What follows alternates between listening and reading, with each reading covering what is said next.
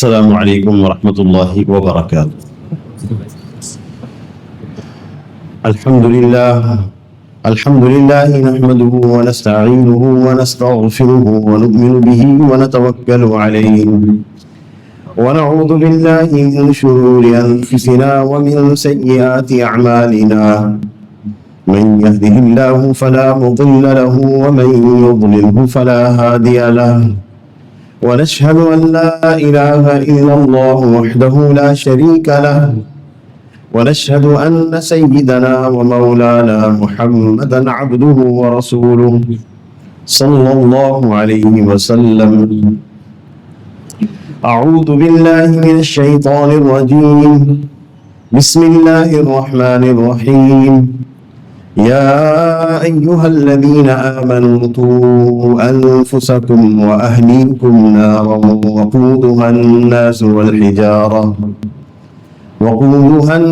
والحجارة عليها ملائكة غلاظ شداد لا يعصون الله ما أمرهم ويفعلون ما يؤمرون، صدق الله العظيم۔ اللہ رب العزت نے ہمیں بے شمار نعمتیں عطا فرمائی ہیں۔ ان نعمتوں میں سے ایک بہت بڑی نعمت نیک اولاد بھی ہے، صالح اولاد بھی ہے۔ صالح اولاد اللہ پاک عطا فرمائے تو یہ انسان کے لیے دنیا میں بھی آنکھوں کی ٹھنڈک کا، عافیت کا، راحت کا ذریعہ ہے، اور آخرت میں بھی اس انسان کے لیے رفع درجات کا، مغفرت کا، جنت میں داخل ہونے کا ذریعہ بھی ہے۔ اس لیے اللہ تعالیٰ نے جو ہمیں نعمت اولاد کی صورت میں دی ہے، اس نعمت کی قدردانی کرنی چاہیے۔ اسی وجہ سے حضور صلی اللہ علیہ وسلم کے ارشاد ہے، اکرموا اولادکم، اپنی اولاد کا اکرام کرو۔ جس زمانے کے اندر ہم جی رہے ہیں یہ فتنوں کا زمانہ ہے، اور فتنے تیزی کے ساتھ، ہر ایک نیا فتنہ ہر دن اور رات میں ظاہر ہو رہا ہے، اور تیزی کے ساتھ فتنے ہماری طرف متوجہ ہیں۔ ان فتنوں کے زمانے کے اندر ذمہ داریاں بہت بڑھ چکی ہیں، اپنی ذات کے اعتبار سے بھی اور اپنی اولاد کے اعتبار سے بھی، کہ ہم ان کی حفاظت کیسے کریں۔ اللہ رب العزت کا قرآن پاک میں ارشاد ہے، یا ایھا الذین آمنوا قوا انفسکم، اے ایمان والو اپنے آپ کو بچاؤ، واہلیکم، اور اپنے گھر والوں کو بچاؤ، جہنم کی اس آگ سے جس کا ایندھن انسان اور پتھر ہے، علیہا ملائکۃ غلاظ، اس پر سخت مزاج والے فرشتے مقرر ہیں، لا یعصون اللہ ما امرہم، جو اللہ تعالیٰ کے حکم کی خلاف ورزی نہیں کرتے، ویفعلون ما یؤمرون، اور جو حکم دیا گیا اس کو کرتے ہیں۔ ان کے دلوں میں رحم نہیں ہے۔ اگر وہ جہنم میں کسی کو عذاب دیتے ہیں تو یہ تصور نہیں کیا جا سکتا کہ ان کے دلوں میں کبھی رحم آئے گا جس کی وجہ سے وہ سزا اور عذاب میں تخفیف کر دیں گے، ایسا نہیں ہے۔ لہذا اس آگ سے اپنے آپ کو بچاؤ۔ دنیا کی آگ میں ایندھن کسی اور چیز کو استعمال کیا جاتا ہے، لیکن جہنم کے ایندھن پتھر ہیں، اس کے ذریعے سے آگ جل رہی ہے۔ اور اسی طرح نبی صلی اللہ علیہ وسلم کے یہ بھی ارشاد ہے کہ لا ينحل الرجل من نحل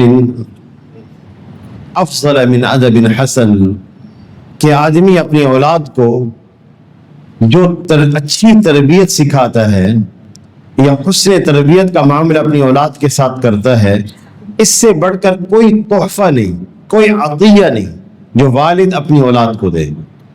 سب سے بہتر تحفہ، سب سے بہتر عطیہ، سب سے بہتر چیز جو والد اپنی اولاد کو دیتا ہے وہ حسن تربیت ہے، اچھی تربیت کر دینا۔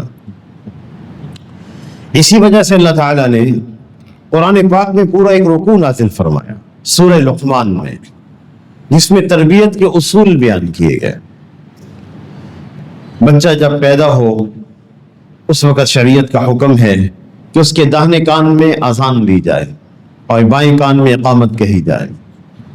اس وقت بچہ دیکھ نہیں رہا ہوتا، سن نہیں رہا ہوتا، لیکن یہ تعلیم یہ بتاتی ہے کہ بچے کا دل الفاظ کا اثر قبول کرتے ہیں، اور بچے پیدائش سے قبل جب وہ جنین کی حالت میں ہوتے ہیں اس وقت بھی اپنی ماں کے احساسات کا تاثر ان پہ ہوتا ہے، آوازوں کو محسوس کرتے ہیں، زبان سیکھنے کا مرحلہ شروع ہو جاتا ہے پیدائش سے قبل۔ اس لیے کتنی احتیاط کی ضرورت ہوگی کہ اللہ کی نافرمانی کی آواز اس وقت بھی ان کے کانوں میں نہ جائے۔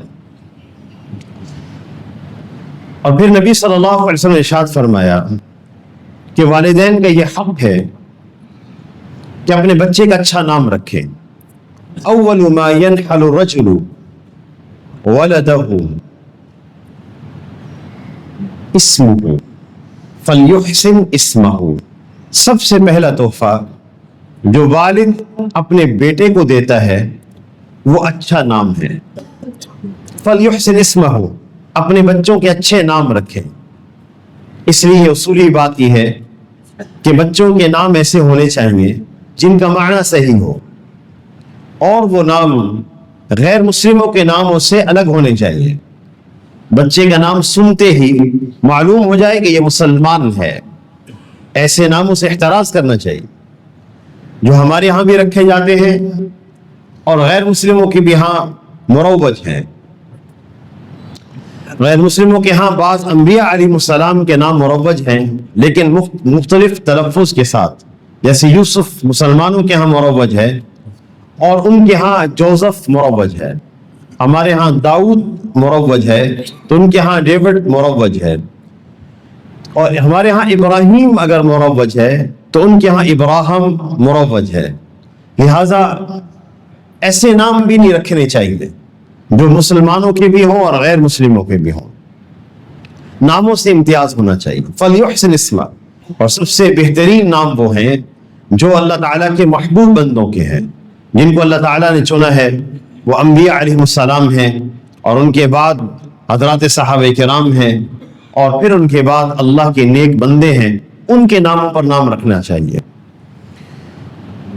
جب بچہ 7 برس کا ہو جائے تو اس کے بارے میں آپ صلی اللہ علیہ وسلم نے ارشاد فرمایا، مروا اولادکم ہم ابناء 7، اپنے بچے کو نماز کی تلقین کرو جب 7 برس کا ہو جائے۔ اس کا مطلب ہے کہ تعلیم کا سلسلہ 7 سال سے شروع ہوتا ہے، اس سے قبل وہ بچہ اخلاقیات سیکھتا ہے، معاشرت سیکھتا ہے۔ لہذا والدین کی ذمہ داری ہوتی ہے کہ اپنے گھر کے ماحول کو گناہ کبیرہ سے بچا کے رکھیں۔ اللہ تعالیٰ کی بڑی نافرمانی ہمارے گھر میں نہیں ہونی چاہیے، اور پھر ہمارے گھر کا ماحول ایسا ہو جس میں سب ایک دوسرے کے ہمدرد ہوں، خیر خواہ ہو، دشمنی کا ماحول نہ ہو، محبت کا ماحول ہو۔ میرا بچہ اس ماحول کے اندر جب پروان چڑھے گا تو مثبت سوچیں لے کر سامنے آئے گا۔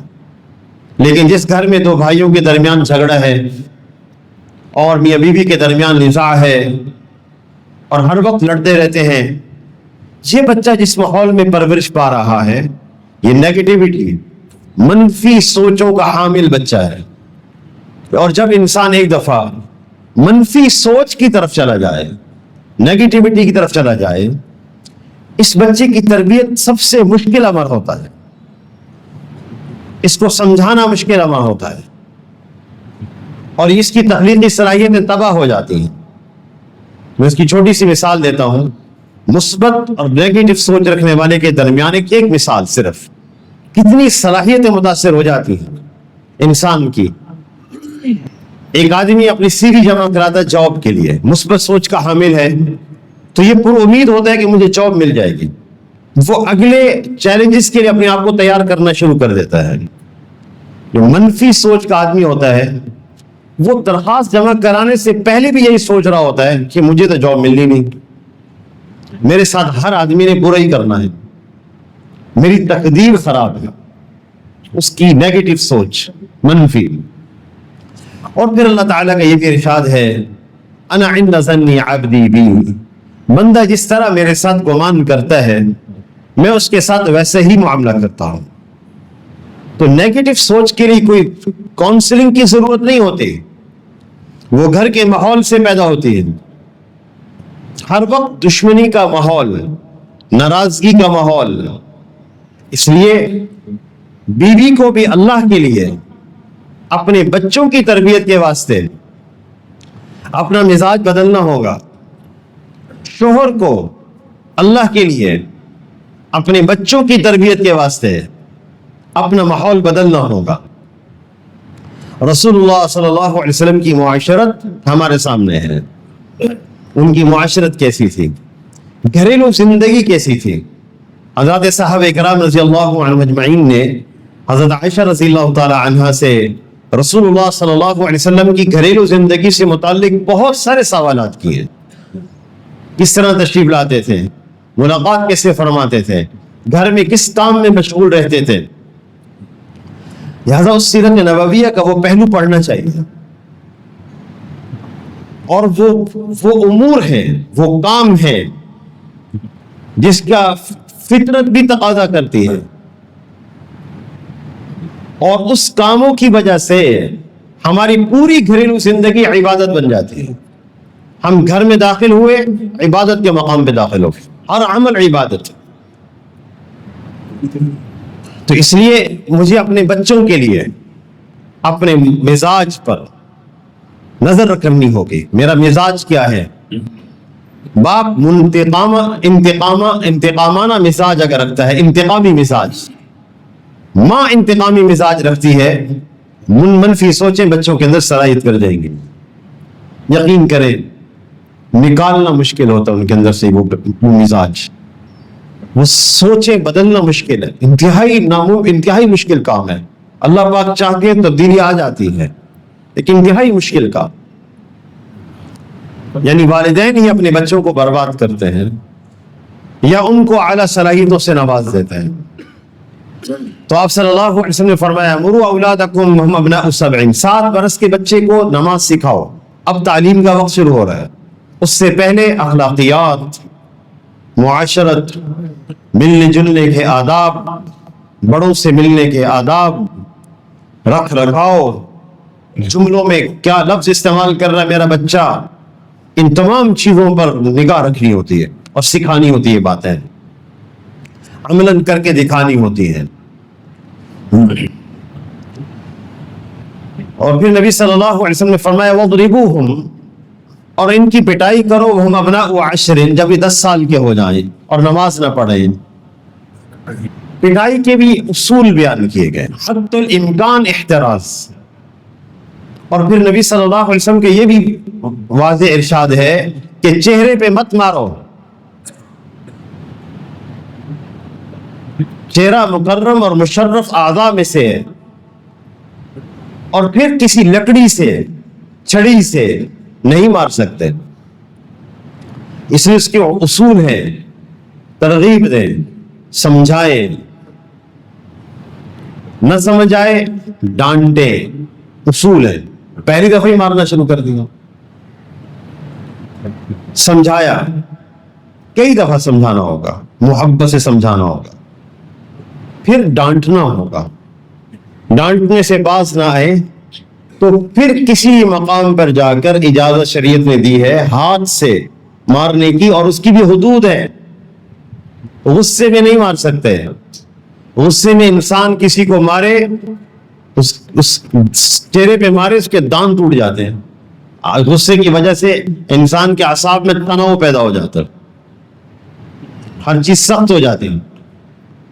اور جو غصے کے بغیر مارے گا وہ کوئی رعایت اور اعتدال کے ساتھ ہاتھ اٹھائے گا. اس لیے اس کے بڑے حقوق ہیں. اور پھر فرمایا وَفَرِّقُوا بَيْنَهُمْ فِي الْمَضَاجِعِ، بچوں کے بسترے الگ کر دو جب وہ 10 سال کے ہو جائیں. آج ایک وقت کی بہت بڑی ضرورت ہے، ہم اپنے بچوں کو اور بچیوں کو باحیا بنائیں، حیا والا بنائے، ان میں حیا کی خوبیاں ہو، بے حیا نہ ہو۔ رسول اللہ صلی اللہ علیہ وسلم کے ارشاد ہے ان لکل دین خلقا، ہر دین کا کوئی طرہ امتیاز ہوتا ہے، وخلق الاسلام الحیاء، اسلام کا طرہ امتیاز اور اس کا خاص وصف حیا ہے۔ اس لیے بچپن سے حیا کا عادی بنایا گیا، اور بچپن میں بچوں کو حیا سکھانے کے احکامات قرآن پاک میں آئے ہیں۔ بچپن میں حیا سکھائیں۔ یا ایھا الذین آمنوا لیستأذنکم الذین ملکت ایمانکم والذین لم یبلغوا الحلم منکم ثلاث مرات، اے ایمان والو تمہارے وہ بچے جو ابھی بالغ نہیں ہوئے، لڑکا 9 سال کا بالغ ہوتا ہے، ابتدائی بلوغ 9 سال ہے، لڑکی کی ابتدائی بلوغ 9 سال ہے، اور اگر لڑکی 9 سال میں بالغ نہ ہو تو وہ مراہقہ کہلاتی ہے۔ لڑکے کا ابتدائی بلوغ 12 سال ہے، اگر وہ 12 سال میں بالغ نہ ہو تو مراہق کہلاتا ہے۔ 15 سال سے بڑا لڑکا شریعت کے نگاہ میں نابالغ نہیں ہوتا، بالغ کہلاتا ہے۔ تو جو بچے ابھی نابالغ ہوں، چھوٹے ہوں، ان کے بارے میں قرآن پاک میں احکامات یہ ہیں کہ 3 مرات، یہ بچے جب تمہارے کمرے میں آئیں تو 3 جب وقت ایسے ہیں جس میں اجازت کے بغیر نہ آئے، سکھانا پڑے گا۔ من قبل صلاۃ الفجر، ایک تو فجر سے پہلے کا وقت، بچے اگر کمرے میں آئیں نوک کر کے آئیں، اس کے بغیر نہ آئیں۔ وحین تضعون ثیابکم من الظہیرۃ، اور جب تم دوپہر کے وقت اپنے کپڑے تبدیل کرتے ہو سونے کے لیے، اس وقت جب بچے کمرے میں آئیں تو نوک کیے بغیر نہ آئیں۔ اور ومن بعد صلاۃ العشاء، اور عشاء کی نماز کے بعد کا وقت جب تم آرام کرنے کے لیے لیٹ جاؤ تو بچے کمرے کے اندر بغیر اجازت کے نہ آئیں۔ 3 عورات لکم، 3 وقت تمہارے ستر کے ہیں، کیونکہ اس وقت انسان سو رہا ہوتا ہے، بے ستری کا امکان ہوتا ہے۔ تو بچے چھوٹے ہیں، ان کی نگاہ ہمارے ستر پر نہ پڑے۔ لیس علیکم ولا علیہم جناح بعدہن طوافون علیکم بعضکم علی بعض، اس کے بعد یہ بچے آتے جاتے رہیں جیسے کہ گھر میں آتے جاتے رہتے ہیں، ان اوقات کے علاوہ اس میں اجازت ہے۔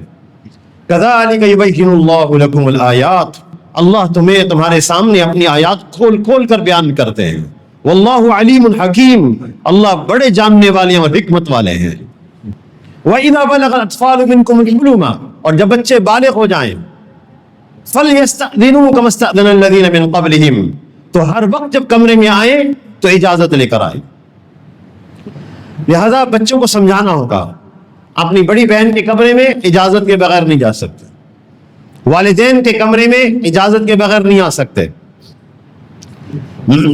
یہ ابتدا ہے بچوں میں حیا پیدا کرنے کے احکامات کی، جس کا ذکر قرآن پاک میں کیا گیا، بہت بنیادی اصول بیان کیے گئے۔ پھر دوسری چیز سب سے اہم، ان بچوں کے لباس کا خیال رکھنا۔ اگر ہم بچوں کو بے حیا والا بنانا چاہتے ہیں، با حیا، ایک لڑکے کا صدر جو ہے وہ ناف کے نیچے سے لے کر گھٹنوں تک ہے۔ جب بچے 4 سال کے ہو جائیں یا بچیاں 4 سال کے ہو جائیں تو ان کے اعضائے مستورہ پر نگاہ نہیں پڑنی چاہیے کسی کی، احتیاط کریں۔ جب ان کے کپڑے تبدیل کروائیں تو کسی کے سامنے تبدیل نہ کریں، الگ تبدیل کریں۔ جب یہ اپنے بچے کپڑے خود پہننے لگے تو ان کو سکھانا ہوگا کسی کے سامنے اپنا صدر ظاہر نہیں کرنا۔ ایک لڑکے کا صدر ناف کے نیچے سے لے کر گھٹنوں کے نیچے تک ہے، یہ مرد کا صدر ہے، اس کا کوئی حصہ مرد کے سامنے یا کسی عورت کے سامنے کھولنے کی اجازت نہیں ہے۔ اور عورت کا صدر، اس کا چہرہ اور اس کے دونوں ہاتھ اور اس کے دونوں پیر چھوڑ کر باقی سارا جسم صدر ہے، جس پر غیر محرم کی نگاہ نہیں پڑنی چاہیے۔ یہ اعضاء کسی کے سامنے نہ کھولے۔ یہ بچیوں کو بھی سمجھانا ہوگا اور بچوں کو بھی سمجھانا ہوگا۔ مائیں تربیت کرتی ہیں، اس کا عادی بناتی ہیں۔ اور پھر جب بچے بڑے ہونے لگے اور پھر نبی صلی اللہ علیہ وسلم کا واضح ارشاد ہے کہ جو آدمی اپنا سطر دکھائے یا کسی کا سطر دیکھے تو خدا کی رحمت سے دور ہو جاتا ہے. اللہ تعالیٰ کی رحمت اس انسان پر نہیں ہوتی. جو انسان کسی کا سطر دیکھتا ہے یا اپنا سطر دکھاتا ہے,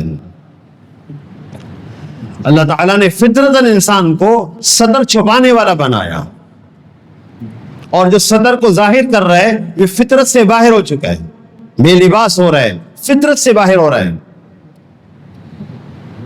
اور جب بچے بچیاں بڑے ہو جائیں, محرم رشتوں کی تمیز سکھانا ضروری ہے.